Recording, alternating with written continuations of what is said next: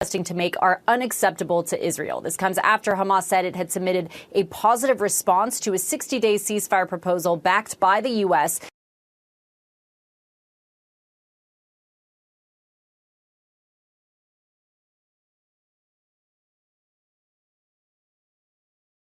Live image on this Sunday. I do believe this is the plane that is going to be carrying Israeli Prime Minister Benjamin Netanyahu, bringing him to Washington, D.C. this week, where he is scheduled to meet with President Donald Trump.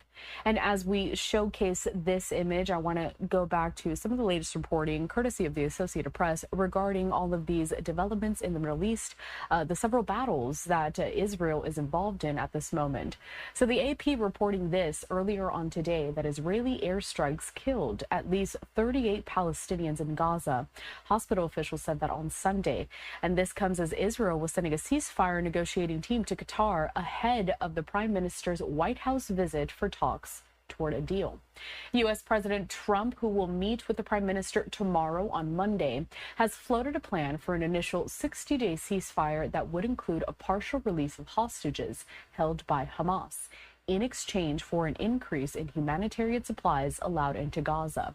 The proposed truce calls for talks on ending the 20-month war altogether. Separately, an Israeli official said the Security Cabinet late Saturday approved sending aid into northern Gaza, where civilians suffered from acute food shortages. The official, speaking on condition of anonymity because they were not authorized to discuss the decision with the media, declined to give any more details, at least to the Associated Press.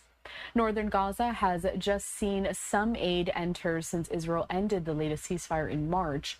The Israel-backed Gaza Humanitarian Foundation's closest aid distribution site is near a corridor south of Gaza City that separates the territories north and south.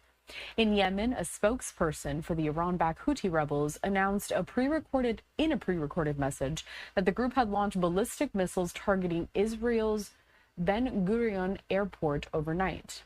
Israel's military said they were intercepted.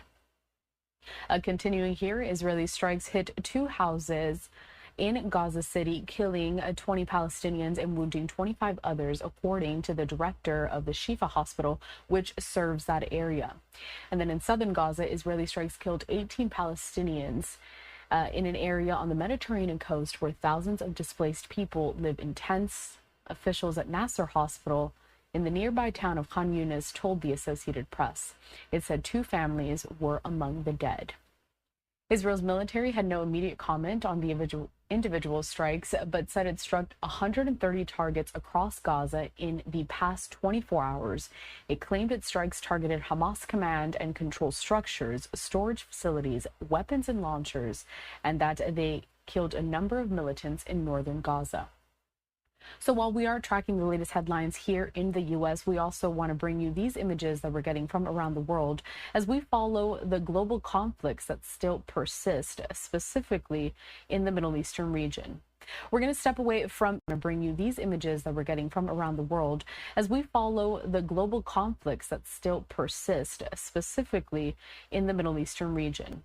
We're going to step away from this live look, but I will keep it on your screen. It's possible that we'll be seeing the Prime Minister. Not sure if he's going to be taking questions from some of the reporters that are down there on the ground, as like we usually see with President Trump as he boards Air Force One.